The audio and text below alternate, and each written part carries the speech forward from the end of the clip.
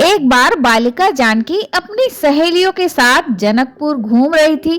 घूमते घूमते एक आम की बगिया में पहुंच गई।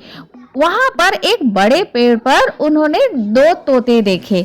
दोनों आपस में मीठी मीठी बातें कर रहे थे। तोता अपनी मादा तोता से बोला, अयोध्या के राजकुमार राम है ना, जो महान तेजस्वी पराक्रमी और धर्म के अवतार हैं, इनका विवाह इसी राजकुमारी सीता से होगा और इनका राज्य 11,000 वर्ष तक चलेगा। ये दोनों खुशी खुशी अपना जीवन बिताएंगे। जानकी ने जब अपना नाम सुना तो उनके कान खड़े हो गए और तुरंत ही अपने सैनिकों को कहा, इन दोनों तोतों को पकड़ो। सैनिक दोनों तोते पकड़ के ले आए और पिंजरे में डाल दिया।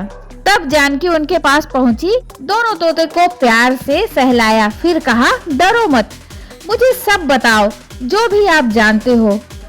और तुम्हें यह सब कैसे पता? तोते समझ गए कि यही स्वयं जानकी है। फिर दोनों ने बताया कि हम वाल्मीकि ऋषि के आश्रम के पास रहते हैं। वो रामायण की रचना कर रहे हैं।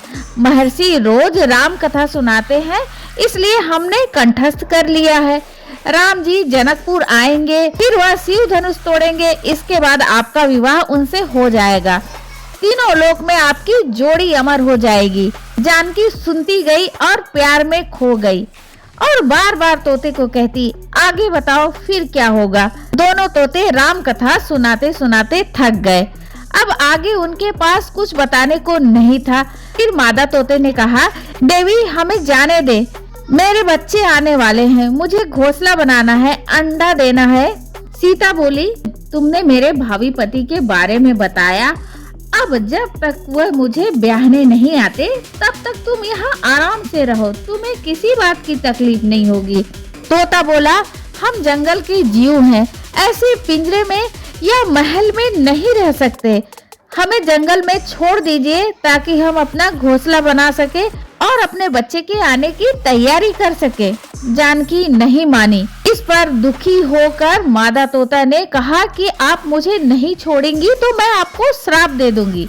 जानकी ने कहा, एक पक्षी मुझे श्राप देगी? रोते रोते वह मादा तोता मर गई।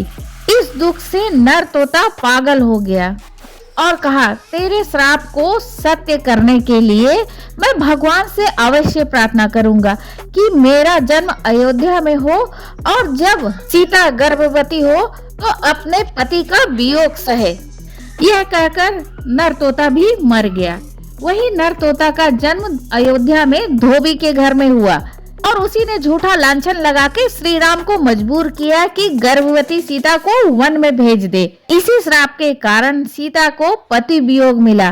दोस्तों, छोटी सी जिद भी कितना दुख का कारण बनती है और पशु पक्षी या मनुष्य किसी का भी श्राप सत्य होता है, इसलिए कभी किसी का दिल ना दुखाए।